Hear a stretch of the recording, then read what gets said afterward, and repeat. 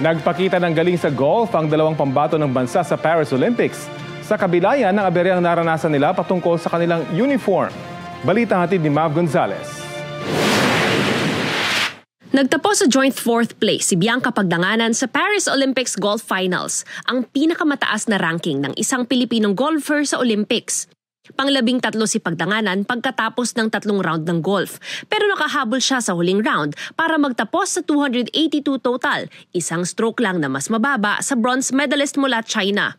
Malaking talon ito mula sa 43rd place niya sa 2020 Tokyo Olympics. Si Dottie Ardina nagtapos sa joint 13th place. Ipinamalas ng dalawang Pinay golfers ang kanilang magandang performance sa gitna ng issue sa kanilang uniforms. Walang official uniform ang dalawa ng lumaban at idinikit lang ng tape ang patch ng Philippine flag sa suot nila batay sa video ni Dottie na viral online.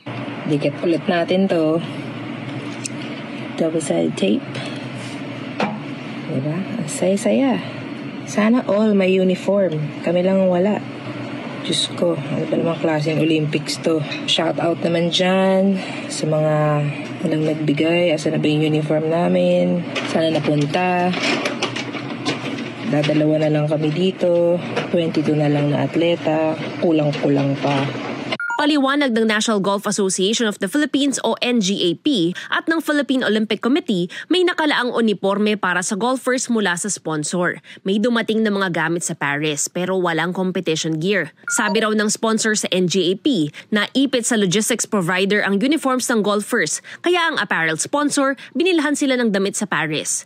Yun nga lang, wala itong Philippine flag o kaya country code. Nagawan daw ito ng paraan ng sponsor. Pero pagdating ng uniforms, isa lang ang nagkasya kay Ardina. Bibilhan daw dapat sila ulit ng sponsor pero nagdesisyon si Ardina na bumili ng sarili nilang damit.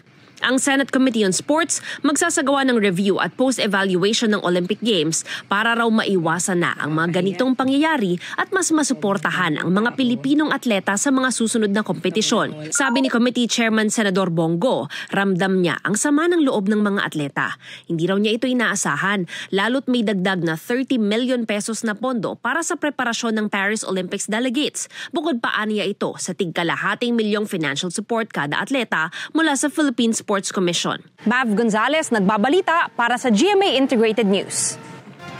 Kapuso, para sa mga maiinit na balita, mag-subscribe sa GMA Integrated News sa YouTube. Sa mga kapuso naman abroad, subaybayan nyo kami sa GMA Pinoy TV at sa www.gmanews.tv.